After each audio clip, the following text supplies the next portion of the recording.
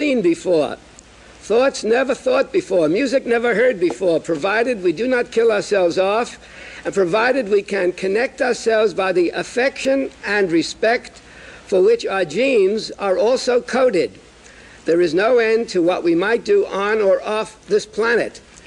And the implication there, which I share, is that we have evolved because we have the capacity for love and cooperation, and that we are not doomed because we manifest hate and fear and greed and have succumbed in the past to iniquities like that. But by the very existence of the United Nations, we have an illustration of man's capacity for growth and shared goals. And I think that the present does contain the future, and we, by acting energetically in the present, can affect our future and our survival. Therefore, I ask, what is the answer to the question you raised about the when one achieves peace within oneself, how will it affect the rest of humanity, given the time limits? What's the question, sir? The question was, when one achieves peace within oneself, how will it affect the rest of humanity without organizational structures? I explained that. Forgive me, sir. I explained it. To say, if I change, how will it affect mankind, the rest of the world? That's the question, isn't it, sir? Yes. Wait a minute, sir. That is the question. I think, if I may most respectfully point out, that's a wrong question. Change, and you will see what happens.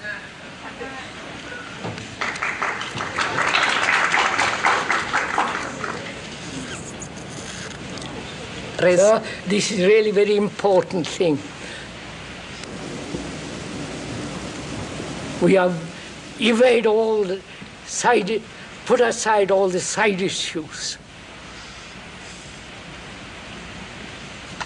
Please do realize something tremendous, that you are the rest of mankind psychologically. You are mankind. Whether you live in India, Russia, China, or in America, or Europe, you are the rest of mankind, because you suffer, and everyone on this earth suffers in his own way. We share that suffering. It's not my suffering. So when you ask a question, what difference will it make if I or you change? It's if I may most humbly point out, it's a wrong question.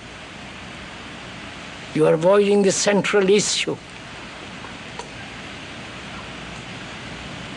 And we never seem to face the central issue, the central challenge that demands that we live totally differently, not as Americans, Russians, Indians, or Buddhists, or Christians. I wonder if you have realized Christians have been responsible for killing humans far more than any other religious group. Don't get angry, please. Then Islam, the Muslim world. Then the Hindus and the Buddhists come much later. So if the so-called Christians, the Catholics included, about 800 million people, if they said no more war, you'll have peace on this earth. But they won't say that. It's only Buddhism and Hinduism said don't kill. If you kill, they believe in reincarnation, you will pay in next life. Therefore, don't kill, the least little thing. except what you have to eat, vegetables and so on.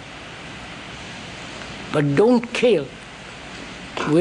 We as Brahmins were brought up that way. Not to kill a fly. Not to kill animals for your food. But all that's gone. So please, we are suggesting that the central issue to stop wars, you must stop your own antagonisms, your own conflicts, your own misery and suffering.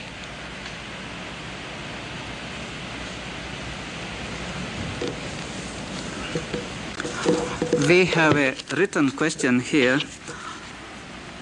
for Mr. Krishnamurti. Do you believe in the so-called realized soul?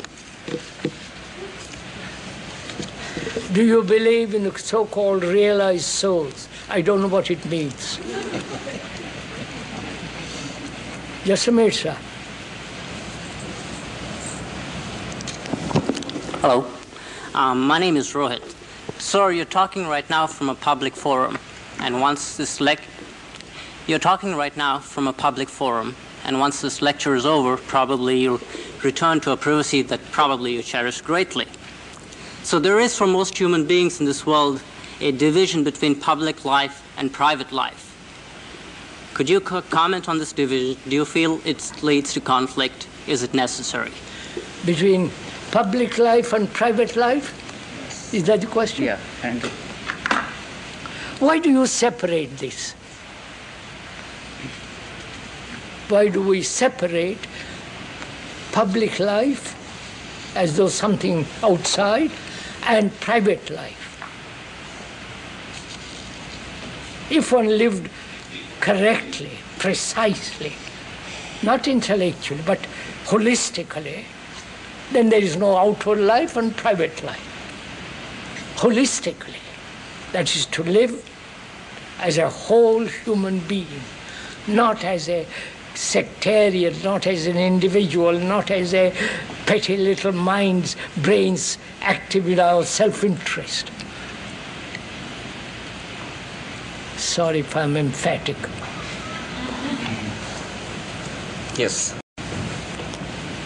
Is that finished, sir? Is it finished? I don't mind. A few more questions. Huh? A few more questions. Alazy. If you are living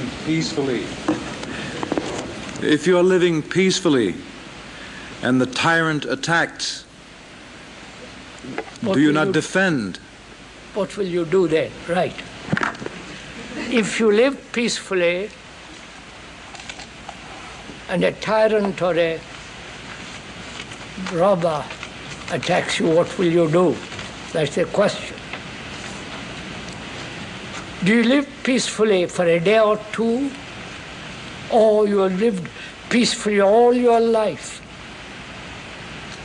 If you have lived peacefully for many years, then you will do the right thing when you are attacked.